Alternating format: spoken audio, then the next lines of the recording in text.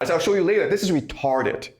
Okay, I think this deal will happen, but this is a deal that shows that China is ultimately dependent on America as opposed to China wants to take over America.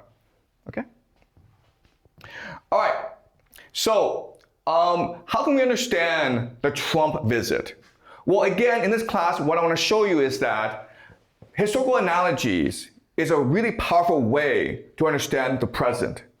So the Trump visit today is analogous to Nixon's visit in 1972. Okay?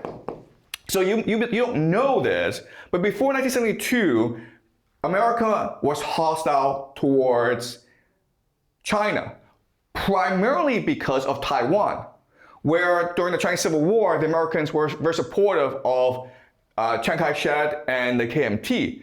They lost, they went to Taiwan. And when that happened, America said that, first of all, we will only recognize Taiwan as the official government of China. Second of all, we will refuse to do any business with the PRC. And third of all, we will help Taiwan eventually try to take over China. 1972, when Nixon visited, this marked a radical departure from 20 years of American foreign policy. Okay? And the question then is, why would he do that? And the answer is, in 1971, the Nixon shock. So if you talk to historians, they'll give you lots and lots of different reasons as to why Nixon visited China. The main reason, from their perspective, is that Henry Kissinger, who was National Security Advisor to Richard Nixon, he was trying to triangulate between China and the Soviet Union, right? He was trying to get China on the side of the United States in order to defeat the Soviet Union. That's not true.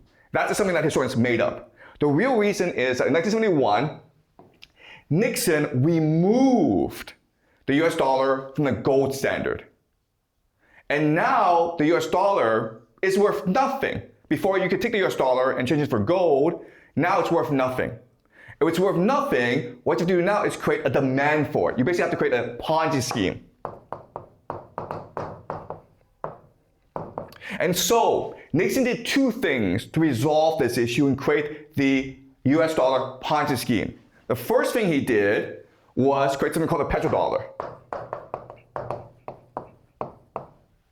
Okay? The petrodollar is where Saudi Arabia and other Middle East countries like Qatar, UAE, they only sell their oil in US dollars. So now, before the value of US dollars was tied to gold, the gold standard, now the value of US dollars is tied to oil. Okay? If you want to buy oil and everyone wants to buy oil, you need US dollars. And there's something called a petrodollar. Okay, that's the first thing. The second thing, which is relevant to us, is China. Okay? Opening. The strategy is to turn China into a manufacturing base for the global economy. Right? So the Middle East sells oil to the world. But China now will sell manufactured goods to the world, and China will also do so using US dollars. And these two things together create the current global economy. All right? Okay, so what I'm going to do now is I'm going to explain to you why America did this, okay? This is something called the Shanghai Communique.